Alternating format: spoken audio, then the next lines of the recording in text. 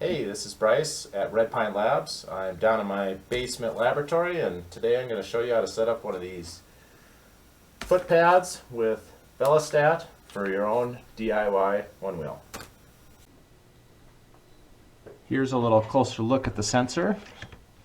Basically got two pads here, and the way it works is basically a variable resistor divider. So for example, this is the cheap FOCer. This is probably one of the most ideal ones to use for like a DIY one wheel because it already has the IMU and such on there. But you have a 3.3. You have the Footpad, which is basically a variable resistor, and then you have another pull down resistor. And that goes into ADC1. And then you have the same kind of circuit on ADC2 for each of the foot pads. And what happens is when you have nothing on this foot pad, it basically looks like these fingers. Here, I'll draw this.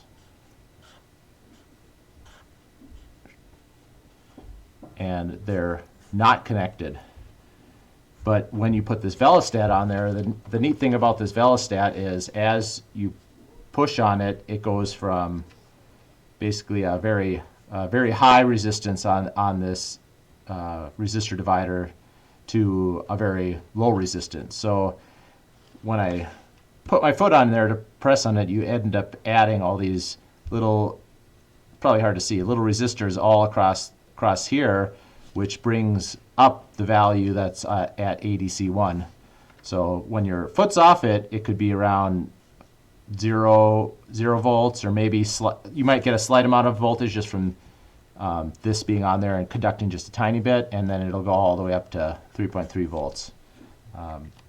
On this particular foot pad, what I found is this pull down is ideal at like around 200 ohms. So some of the other foot pads might be more tuned to a particular pull down amount because these finger width and depth and the kind of Velostat you have all plays into what the ideal one of these is. If this value is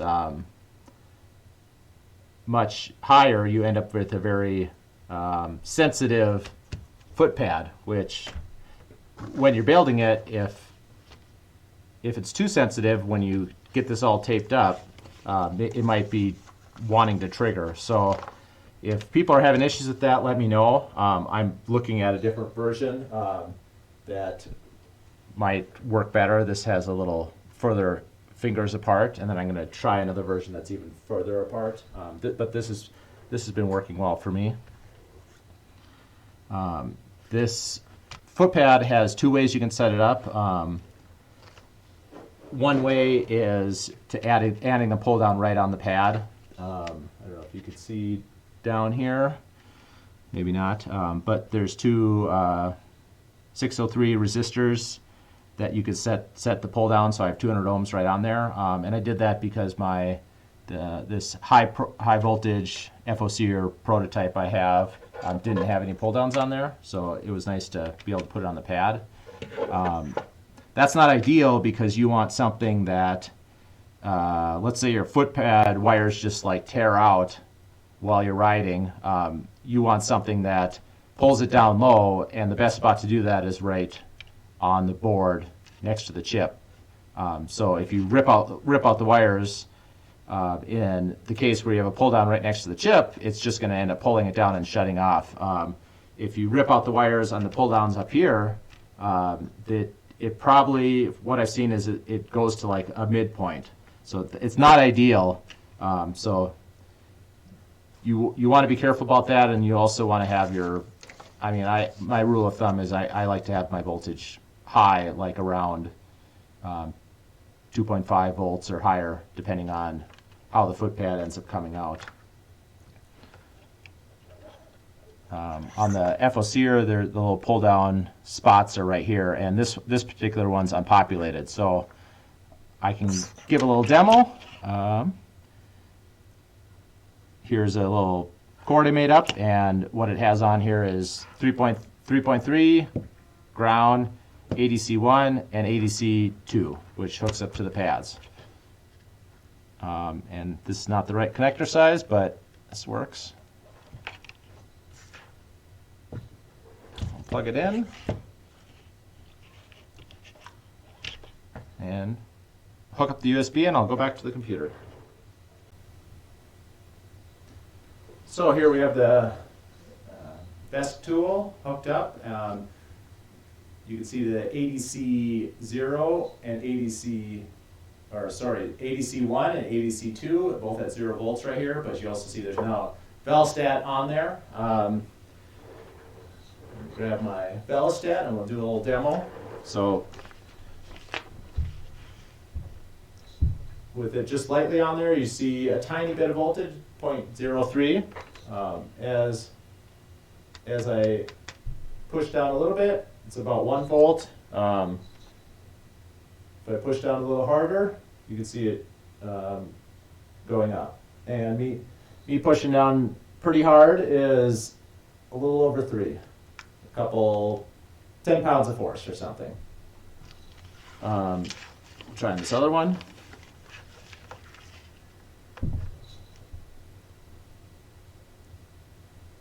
There you go. And that's the ADC moving up and down. On this particular board, I was experimenting on one side, cutting every other trace to basically widen the fingers out, and you could tell. Well, it's hard for you to tell, but you can. It takes a little bit more force pushing it down with those fingers further apart. So that one way to tune it is to do that. You can see all these little notches in here. It's kind of annoying. I'm going to make another PCB with the wider fingers just to have options. And here, I can do both at once. Normally you'd have it split in half, but it doesn't really matter.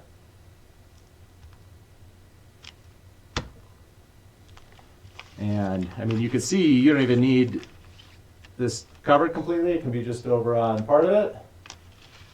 On all of it, it kind of adds more, it decreases the resistance the more of it is covered up. And then we'll pop over to the case where the resistor is on the FOCer itself. And just to be a little explicit, I didn't call this out exactly. The way the pinout on here is, the 4 holes on the way I have it set up here is ADC1 goes to the leftmost, ground 3.3, and ADC2 goes to the rightmost. Here's the other setup if you have the pull down that's on the FOCer. Same chart I have right here, except I don't have ground hooked up. I just have ADC1, 3.3, and ADC2 because the pull down to ground happens right here on the board. So this might be the way more people have it set up if they already have the pull down on the board. And we can do the same thing where we hook it up and you can see the movement on the tool. Okay, here you can see the tool up with ADC1, ADC2, and covering up this one. Here, I'll even use my foot. Covering up this one, you can see it's going up and down.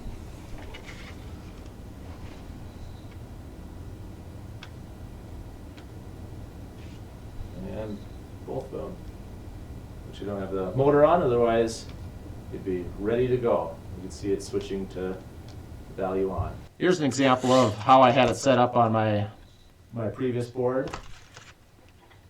I cut the Velostat just a little bit bigger than the width of the copper and used packing tape to tape it down, and it seemed to work pretty well. And then on top of this I had grip tape.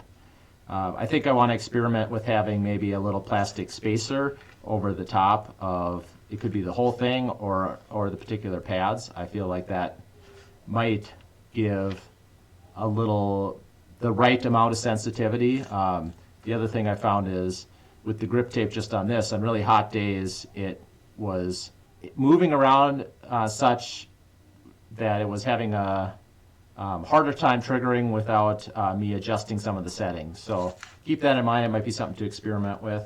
I hope that was helpful. You got the PCB. You notice if anyone got these current versions, there's a little cut in the top of the trace. I accidentally connected something I didn't need to, so I fixed that with some with a little razor blade.